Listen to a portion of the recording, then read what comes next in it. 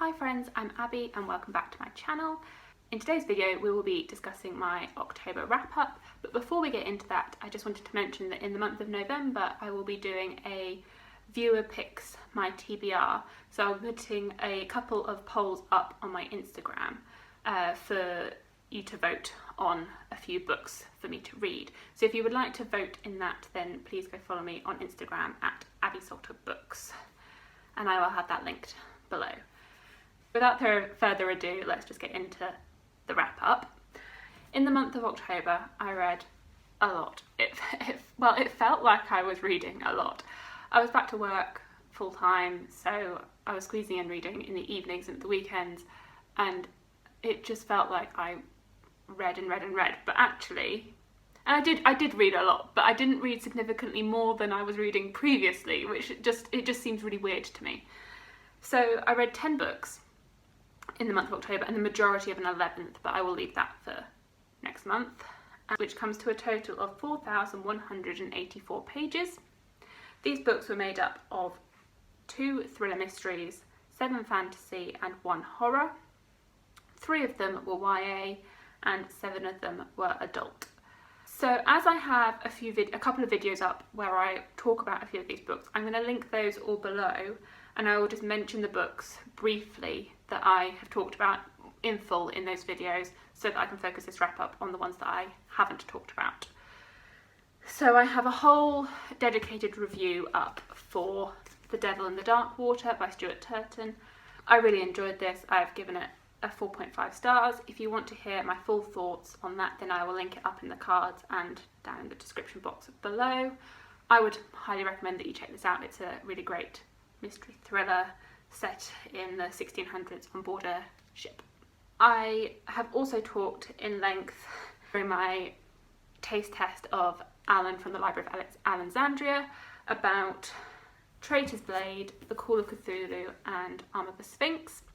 In that video I read and reviewed Alan's taste in books to see how much our tastes aligned and to see if I should be trusting his recommendations, and overall it was a mixed bag.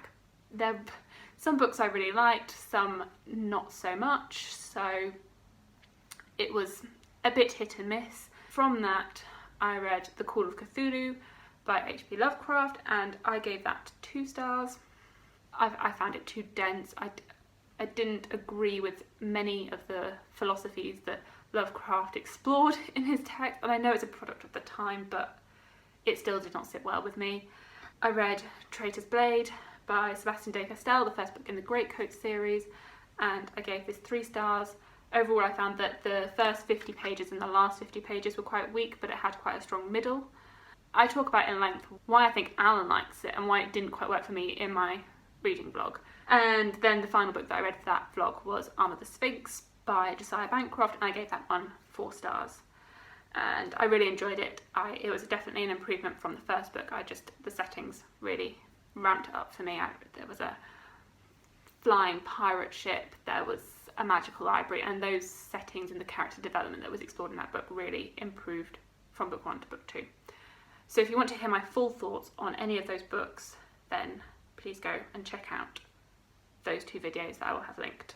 The other book that I'm not going to really touch on too much is that I reread A Court of Thorns and Roses by Sarah J. Maas. I listened to this on audiobook throughout the month, and this was a reread for me as I am rereading the whole series up until the release of the new book next year.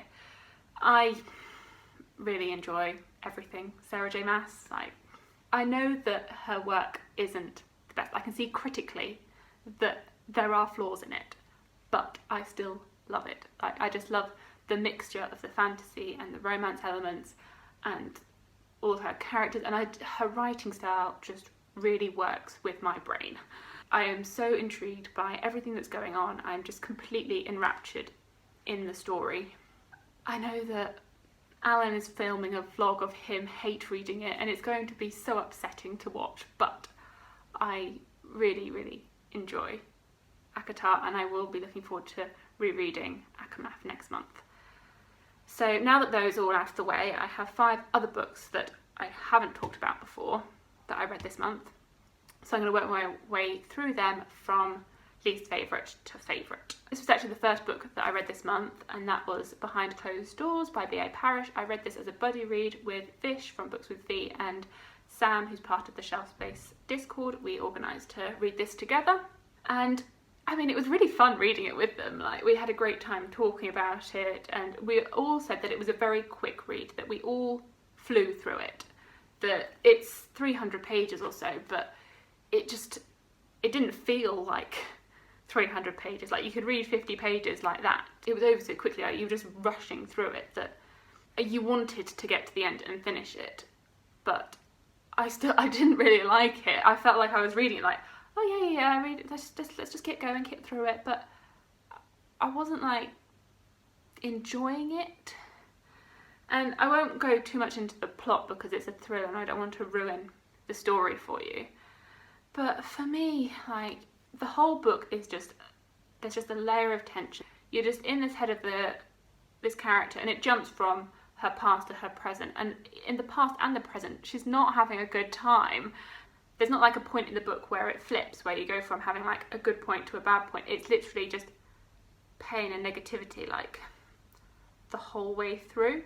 And for me, I think it would have worked better if it started off with like positives and normal life, and you can see the brightness, and then suddenly you have the flip of, oh no, that's not the way things really are, that's just a facade. And I think that would have worked a lot better for me. But instead, it's the whole way through, you just know that it's a facade. As well, for me, I was reading the whole book, and I think we all said this, that you're reading the whole book waiting for a twist, and there is no twist. It's one of those thrillers where there isn't a twist. The thriller is in the execution of the whole story. It's not in how it ends. So for that reason, I was like, oh, is that it? Is that really the ending? Is there nothing more to it? You go in going, well, I'm thinking like, oh, well, what's going to happen? Like, what's the twist going to be? But no, there isn't one. So I gave this 2 stars. I think Vish gave it 3 and Sam also gave it 2. So we were all very like-minded in not really enjoying this book. The next book would be Mortal Heart by Robin the Feathers, and this is the 3rd and final book in the His Fair Assassin series.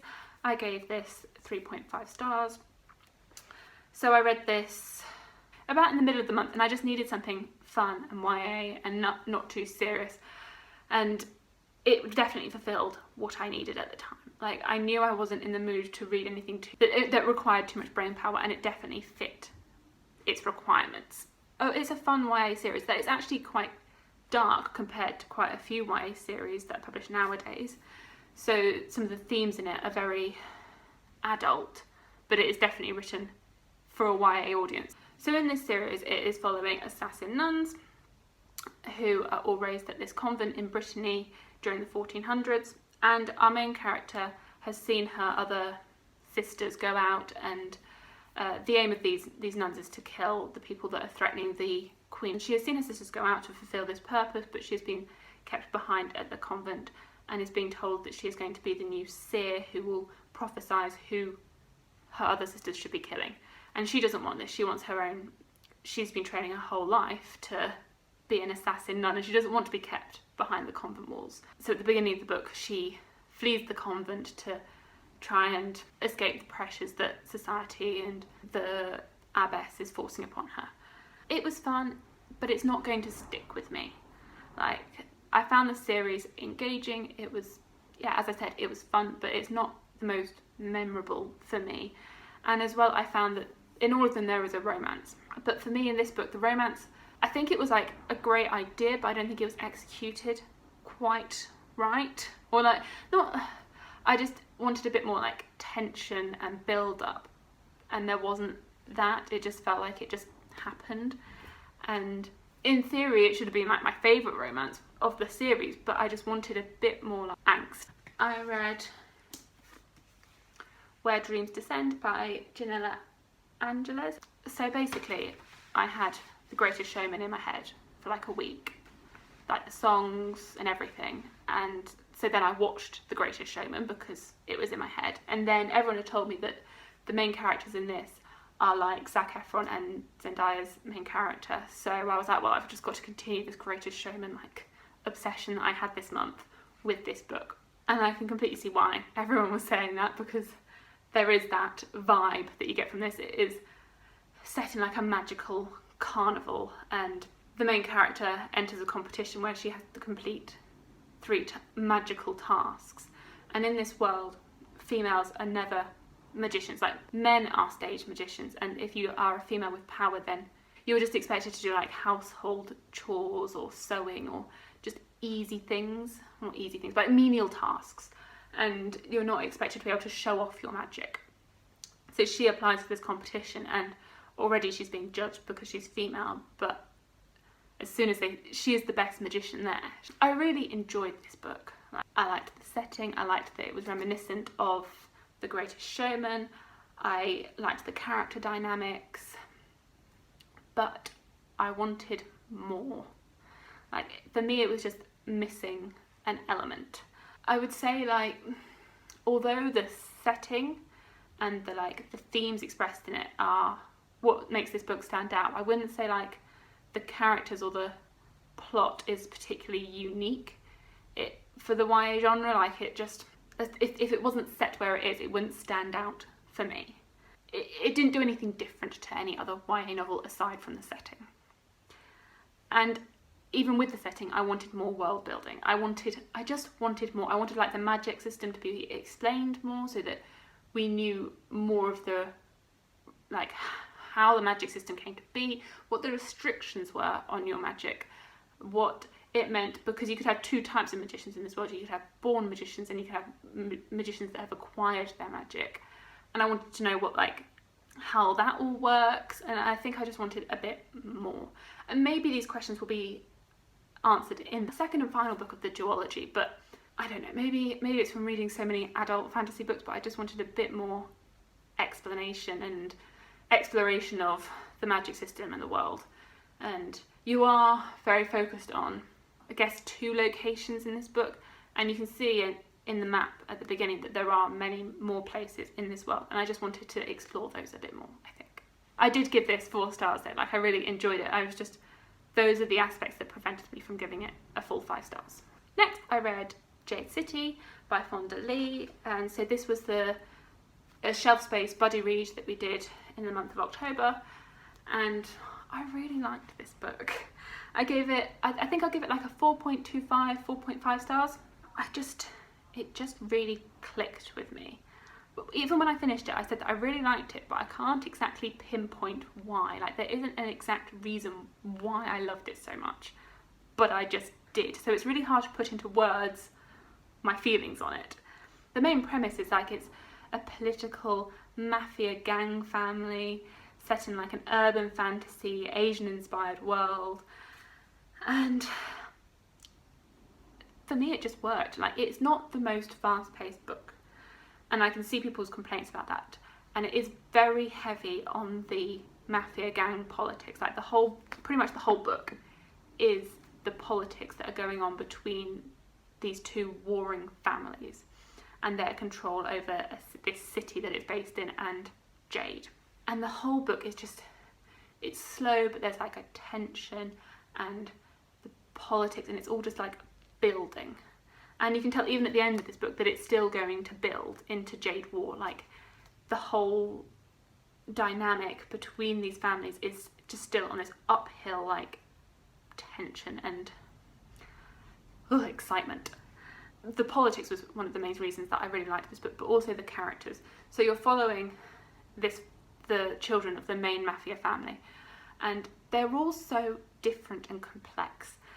You've got Shay, Hilo and Lan, and they're all very different personalities, but they all are so like unique and complex, and it's just, those characters really made the world for me, I'd say. The only thing that I would critique about it, again, I wanted more like explanation of the magic system and like the world building, like how Jade works exactly. Like, we follow a character, Andon, who's in the school here, and I feel as though it would have been good if they'd talked more about like how people are taught how to use Jade and exactly how it works. And yeah, just a bit more of an explanation into that. I don't know if that's something that's explored more in Jade War, but that would be my only thing, that I found the use of Jade very interesting, and so I just wanted a bit more of an explanation of how it grants the user powers. But yes, I will definitely be continuing with Jade War in the future. And then my final and favourite book of the month was The Invisible Life of Addie LaRue by V. Schwab. And I know like a lot of people have read this book and loved it this month, but for me it was perfection. I fell head over heels in love with this book. I want to reread it already. It was just magical. It was absolutely amazing, and for me I think it's V. Schwab's best work to date. And it follows Addie, who in the 1700s in France makes a deal with the devil to, I don't know if she necessarily wants to live forever, but she wants to have her own identity. She wants to escape tricky family situations and just be able to make her own choices. And so the deal the devil gives her is that she will live forever. But what she doesn't realise is that this deal means that no one will remember her. So she is going through life, and you're exploring her in present day New York and in her whole life leading up to that, as she comes to realise that she cannot make an impact upon the world, that no one remembers her. As soon as she leaves their sight, they forget that she existed.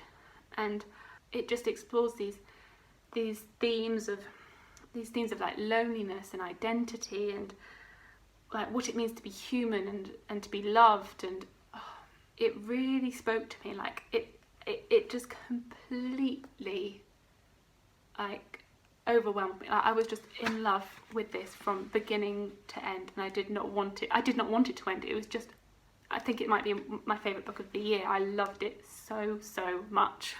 And if you are to read any book, this is the book I would recommend that you read.